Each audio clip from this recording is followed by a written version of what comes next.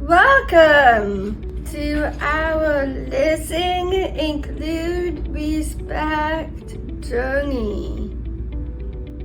Hi there, we're really proud members of Inclusion International at Community Living Toronto. We're based out of Ontario, Canada.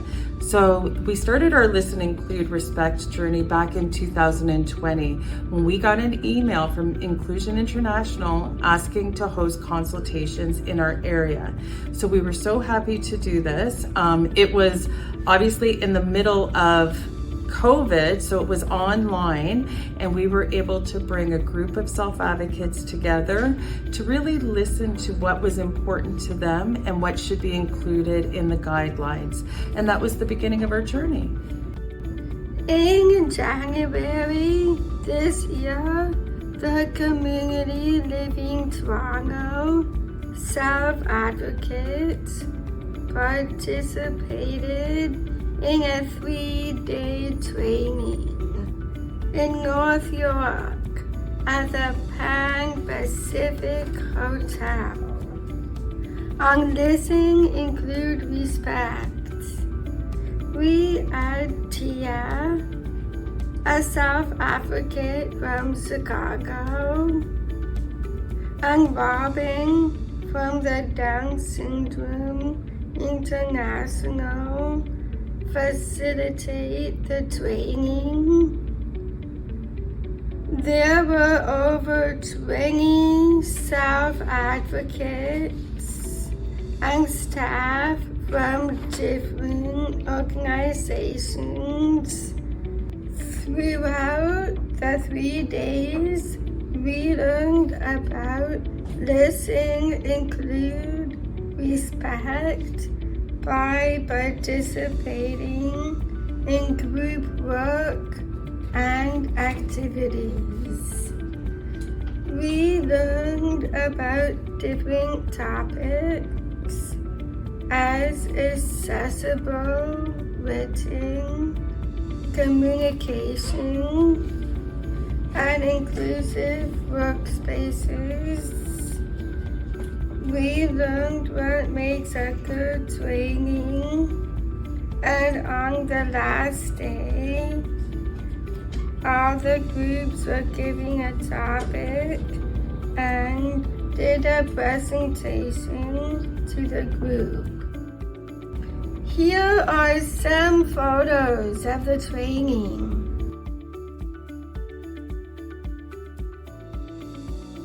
In May of this year, Jenna, Erica, and I led a full-day training on Listen, Include, Respect for the rest of our self-advocacy group.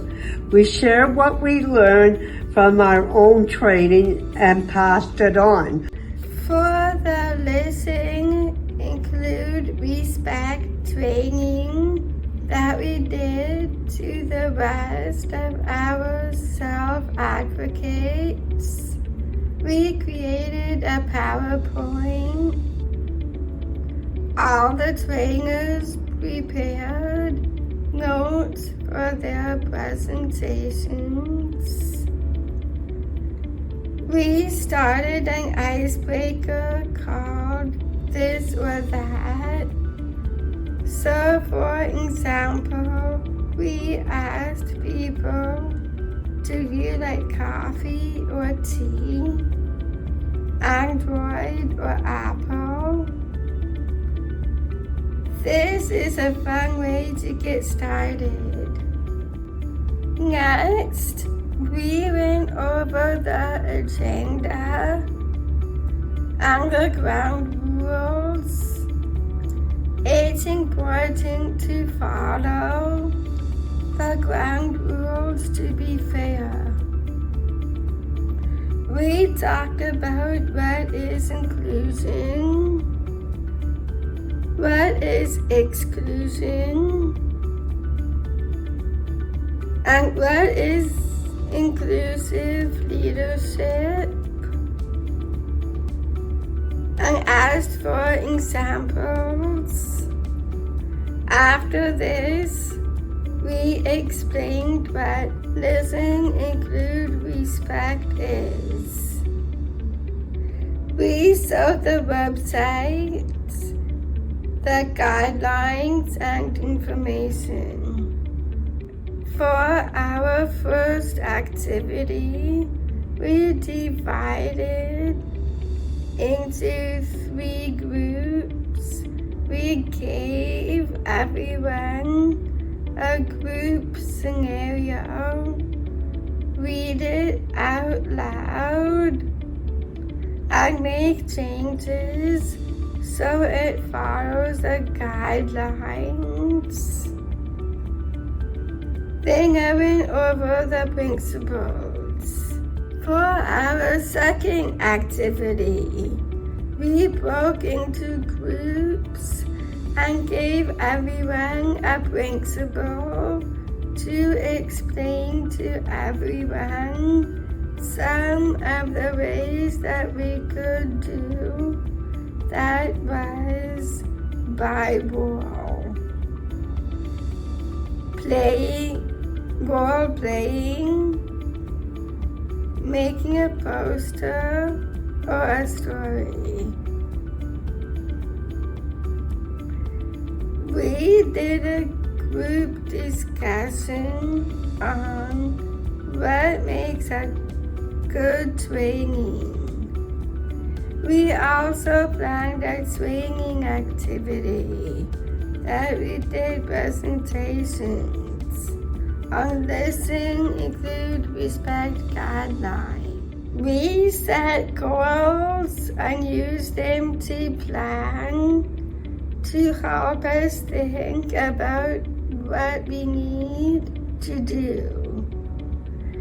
We also gave out certificates to everyone at the end of the training session and recognition of their participation. In supporting the self-advocates to prepare for this training, we had an initial meeting to discuss what was important to them from the previous training that they wanted to include and bring back to their fellow self-advocates.